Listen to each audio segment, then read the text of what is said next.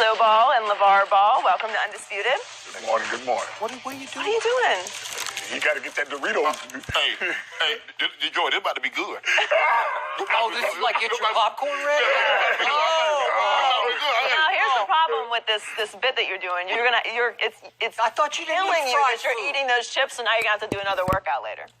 This gonna be good. Hey, It's gonna be good. yes. Yeah, that's what's gonna happen. He's gonna be hobbling in here tomorrow. Welcome. TMZ reported yesterday that you're shopping out around a reality show about your family. Is that true? Yes, that's true. You know, with all this going on, you got to make something about it. Yes, you're going to see something A lot soon. going on. Yes. Just what some people want to see that, and we real about it, so I don't have to fake nothing. That's Have the you good had thing. this in mind for a while, or did this just arise? This is just a ride. Yeah. You know, I think people want to see it, but it's natural for me, so it's not a big thing. If you want to follow us, fine. If you don't, fine. But I think it's a hell of a story. It is The fact that. that you have to watch and see if my boy's going to be as successful as I'm talking about him. Okay, so this son was not as successful as you had hoped last Friday night in Memphis.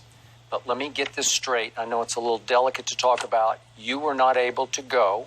Neither of your younger sons were able to attend, correct? Right? Okay. Your wife has gone through what sounds like a pretty serious health issue. Yes, but I don't broadcast it like that. Okay, I got it. That's my I got girl. it. I deal with it. I'm with you. Yeah. Okay.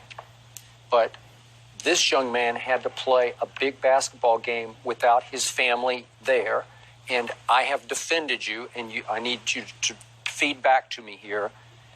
Was it somewhat of a distraction for you that they weren't there, and your heart and mind could have been with your mom on that night to a certain extent? I'm not going to use it as an excuse. Obviously, I would like to be with my family, but at the same time, you know, I knew it was a big game. I knew I had to come and play, and obviously I didn't, and that's why we lost. Because in the second half, you disengaged to me when I thought you would get more aggressive the way you did in the second half against Cincinnati. You just took the game over. What was running through your head? Yeah, I wanted to. You know, that's how I usually play. Let the first half come to me and then do what I have to do the second half. Unfortunately, you know, I didn't get going, and I took the L. Your thoughts on the distraction level that he went through? Well, the distraction, like I said, here's the thing. Things happen, and you still got to go ahead and do what you got to do. So I'm not going to let him be like, you know what you going to do sitting here with us? Nothing. Go do what you're supposed to do. And by him having faith in me, I got your mom. So I tell my boys, don't worry about that. I got her. That's my girl. I got her. So you don't have to worry about that. Go and do what you're going to do. She'll be all right. But she is their mom. Yes, and it's always going to be their mom. But like I told them before, they understand. If I say I got her, they trusted me like, man, I can go ahead and do what I got to do. My dad said he got her.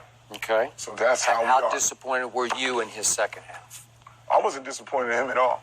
Every time I watch my son play, it's a joy, whether he does good or bad, on the fact that it's just entertainment, and it's going to go on to the next day. Did you talk about the lack of aggression in the second half? Well, definitely, because every game you can learn something from it. And, you know, and that's what he's doing. He's learning. He wants to be the greatest player ever. I got 3 boys thinking like that. So you learn from this and keep going. But his greatness is different because it's unselfish greatness, where his goal, to me, is you want to make everybody better, right? That you want to run the show, but to a fault, you're going to be unselfish. So he at some point, you have to be a little more selfish. Is that fair to? That's fair to say, and that's the fine line that's going to say Lonzo has to grow more. Yeah. He's only 19. He going to figure it out. Because everywhere he goes to the top. He has. So like the high school. 4 years, finally got a state title. I told him, whenever you go to UCLA, you got to have championship pedigree. So if you don't win a state title, you're just another good player. So they don't even have confidence in you winning the championship because you don't have championship pedigree. Now, it took him 4 years to do that. Imagine if he stayed 4 years at UCLA. See, but I don't want him to be known as the best college player. No. I want him to be known as the best player ever. So you got to go to that next level as quick as possible and start working on it. You have set his bar high at the next level. Yes, you have to. There are a lot of players who are going to say, can't wait for my first shot at this young man, Yes. right? And here's the thing, too. Take your first shot at him, but you don't think he's coming back, you out of your mind. Because like I said, he was the best high school player. He became the best college player. He's not going to get to the pros where he's 100% in, then all of a sudden say, you know what, I'm cool being average. He wants the top spot, and that's why I told him to be chasing Michael Jordan since he was a baby. You don't have to wait till he gets to the league. With that target that he painted on your back? Yeah, I'm fine with it. He's been like this my whole life. I tell everybody that, so it's nothing new to me. He has confidence, but he's outwardly with it. Mm-hmm. Do you have his kind of confidence, and you just like, I'm just going to go, I don't need to talk like my dad, I'm just going to go do what I do? Of course. I like to prove it on the court. I don't really say too much. I let my actions do the talk. Lavar, we had some great conversations off there. And I said, I'm not going to tell you because I think you've done a great job of raising your boy. And I don't have a problem. I mean, you're writing checks that he has to cash, and the other two got to cash. Got no problem with that. But then this is where you lost me. You were talking about you could beat Michael Jordan one-on-one. I already told you that. He is too light. This game is not played one-on-one. You know why it ain't played one-on-one? Because I'd be the champ of the world if it was. Hold on. One-on-one. Lonzo. I mean, I know that's your dad. You love him. You gonna ride with him. So you already know I'm gonna say that. You already know. Hold on. Okay, how about this? Michael Jordan is not a one-on-one player.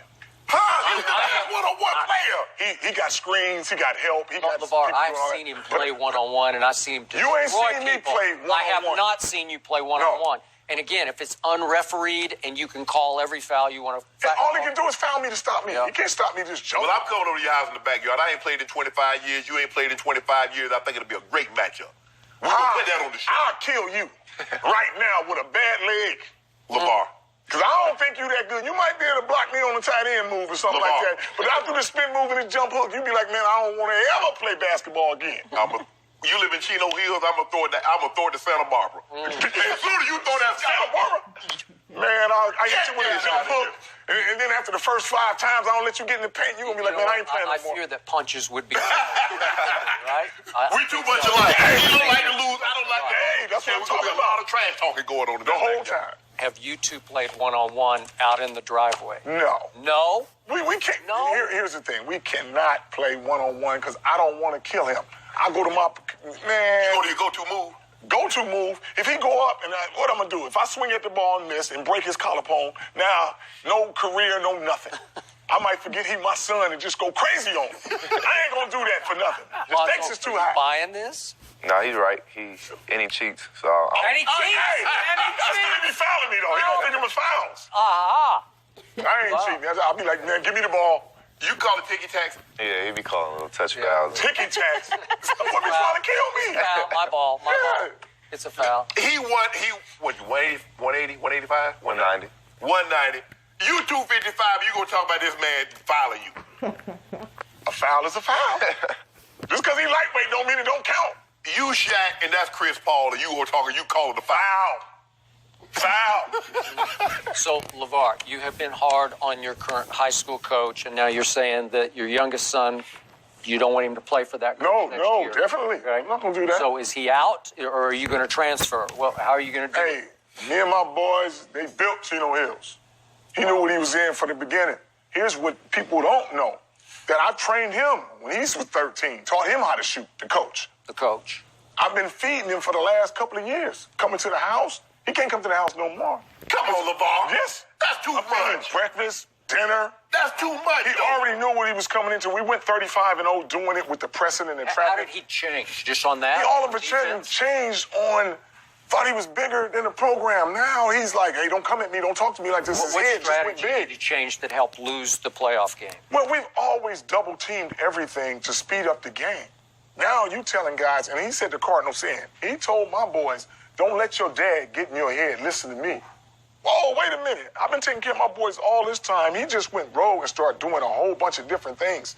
Like he said, he cut off the ties that we had with Adidas. Talking about, oh, yeah, we got Nike with his guys. And then found out we didn't have Nike. So then he said, oh, my other guys had Under Armour. I'm like, okay, wait a minute. And then the last minute, you got to come back to me to talk to the Adidas guys to get us back with Adidas. But he's doing a lot of things behind the scenes that folks is like, the last game we lost to Modern Day. He comes straight out and cussed my sons out. Personally, blaming it on Melo, talking about you lost the MF game for us because you're shooting too much and not passing. Well, my other son got to come in now and say, well, wait a minute. We'd never be here without Melo. And then after that, he tried to come back to me the next day talking about he was caught in the moment. No, you're not. Lavar, but here, okay. Let's just say everything because he has his side, you have your side. Right. Don't you think you could have handled that behind the closed doors? It was supposed to be handled behind closed doors till he started ripping off at the mouth like that. He was in a good situation. How do you get to be a young guy, never had a coaching job in your life, and you don't think I got that for you? On the fact that I said, you know what? I'm not going to let anybody just come in here and try to make a name. You already know the system we run it. Right. My boys are comfortable with you. Right. But when you start acting a different way, my boys look at you and you say my boys are disrespectful? I said, find one teacher that said that. And everybody on the outside was like, what is wrong with that guy? Something is wrong with him. He's bipolar or something. I don't know. But here's the thing, though, Lavar. If you did this, get him the job out of the kindness of your heart. Right. Should you throw that up in his face and says, I got you the job? I never threw that up in his face. He threw it up in my face and said, you didn't get me the job. My wife wrote his resume.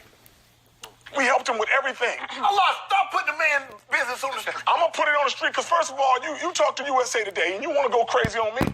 Wait a minute. I ain't never did nothing but try to help you, to give you some guidance, because you don't get to be a coach of a #1 team with the ball boys with no credibility. How's that happen?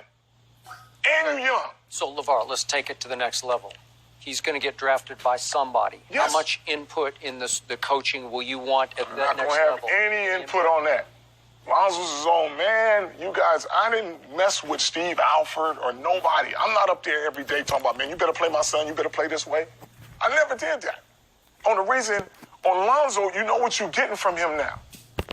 So if you want this type of player and you guys take him, the relationship is between, I told my son this, when you get a coach and you really want to play for him, man, that's the best feeling ever. Absolutely. That's the best feeling ever. And he got your back. And that's the thing. When you're playing for a certain coach and he has your back and he gives you the opportunity to do what